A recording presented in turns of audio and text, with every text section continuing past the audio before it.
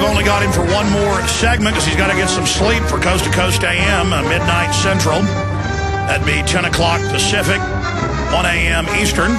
CoastToCoastAM.com. I'm Alex Jones. And there's so many other subjects I could sit here and hog George with, like what does he think of all the crazy weather, the weather weapons, Al Gore saying the cold weather's caused by global warming, the carbon taxes, the government trying to shut down more power plants. But I don't want to hog him, but briefly, what's your view on the carbon taxes crippling our power plants? We can't build new ones, and we're having blackouts everywhere. It's all a scam to make money, Alex. I mean, this whole thing. What Al Gore doesn't understand, and what so many globalists who support global warming, is that we are in an Earth cycle. This solar system and the planets in it are warming up. Unless I'm wrong, I don't think we have plants and factories and cars on Mars and Jupiter and Saturn. But those planets are warming up as well. The solar system goes through a cycle, and we're going through one right now. Now, is mankind contributing, speeding things up? That's a possibility. I'm not going to rule that out. But this was going to happen anyway. It'll go away, and it'll start again, whether we have people on this planet or not. But the scam to make more money, squeezing us. I mean, we should do a show on red light cameras and the ridiculousness of what they're doing to try to raise more revenue. You talk to any police officer in this country, they're opposed to that. They wish these cameras would fall off the pole. Well, in San Diego, they were forced to remove them a few years ago because they weren't even following the law, and they were caught shortening the yellow part of the light so people couldn't stop, and it was causing accidents. Absolutely. Going to phone calls. Henry in California, you're on the air with George-noory. Hi. I was wondering about George's opinion about certain guests and the ability for them to just suddenly de-res out. And it's never with a guest that's talking about, a light thing like tarot cards or, something like the Easter Bunny. It's always about a hard-hitting black budget issue. Henry, let me tell you something. Like Jordan Maxwell, who's been on the program, and just when he's ready to get into the meat of what he's on the show for, his phone goes dead or something bizarre like that happens. It happens a lot. And as you know, I don't believe in coincidences. I mean, there's got to be some kind of phone kill switch somewhere. Well, we know. Just like the internet kill switch. Click. Yeah, so I mean, I think those things happen. Well, anything else, Henry? Does he have an opinion about certain in my opinion, ventriloquists that will call in and misrepresent themselves? I don't want to say their names, but I really think Alex has been victim to some of these gag pranks, especially when they did the TSA special, that can bypass screeners. But I really think they're professional. Well, let me stop you because I haven't heard of this, but it wouldn't be ventriloquist. It would be a imitator, somebody calling in and posing as someone. I have that happen a lot. But more than that, they have these computer boards where they record my voice and other people's voices, and they have hundreds of statements, and then they call into shows and have me threaten people, or they call old ladies. And I've actually had the cops call me before, and I've had people call and say, quit calling my house, and they're doing this as a form of harassment. I appreciate your call. Boy, that hasn't happened to me yet. That's bizarre. Do you know what he's talking about, the TSA special you did and something happening? No, I don't. But, we have done programs where we've had guests on, and they have mysteriously been clipped away, and then we try to call them back, and they never come back online again. It's strange stuff. Yeah, I've heard that happen over the years. It's happened to Art Bell as well. Just a brief story. When I was at Bilderberg and covering it on your show in 2008 in Chantilly, and Obama was coming to be there, after it was over, we were at a steakhouse. It had just ended after the 2 days. I called my wife. She told me one of her parents was sick. Hung up the phone, and somebody called and said, we're basically from the government. We want you to know we just heard what your husband said to you. So they let her know they were listening, and then they basically, threatened her and did some other things. So, yes, that stuff goes on. Well, and it has been going on, Alex, for a long, long time, but it's getting worse, don't you think? It certainly is. It's crazy. Let's talk to Al in Texas. You're on with the biggest talk show host overnight in the world and about to take the crown from Rush Limbaugh as the biggest, period, George-noory. Al, you're on the air. Hi, guys. Much respect to you both. Quickly touching on the telephone phasing out, I used to see the same thing on Matrix News Network when I would watch that when I lived up north. But my main question for you, Mr. Noory, I don't get a chance to listen to your show a lot. I'm usually asleep.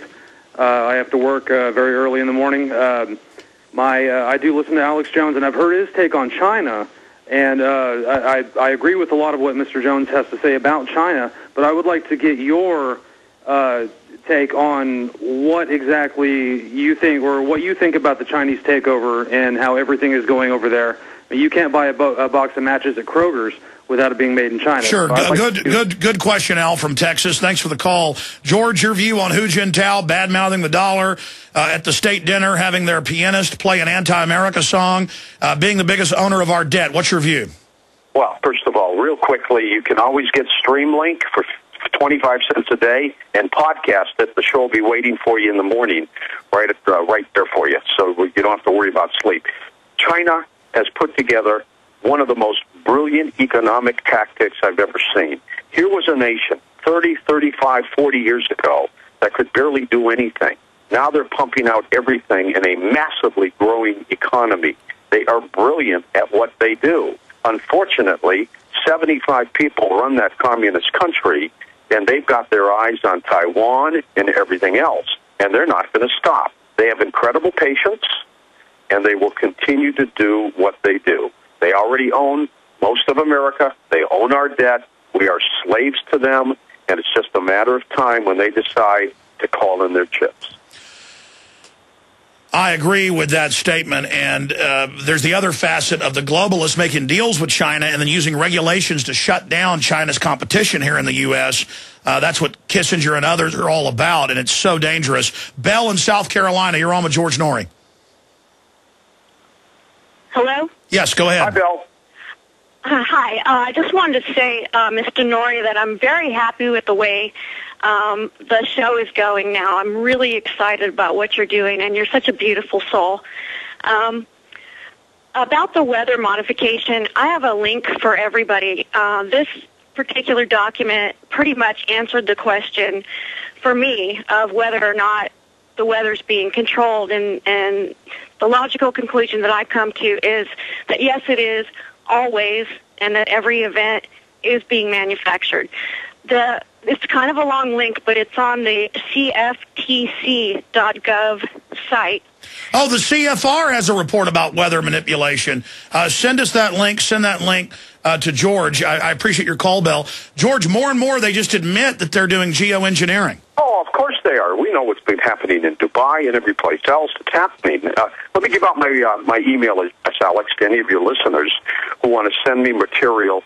George at Coast2, you got to put that TO in there, coast-to-coastam.com. Let's jam in a few more here because we only got about 3 minutes left with George. Noel in Illinois, you're on the air with George Noory. God bless you both. George, I heard your interview with Ty Bollinger the other night. Alex, you should interview him. This guy is unbelievable.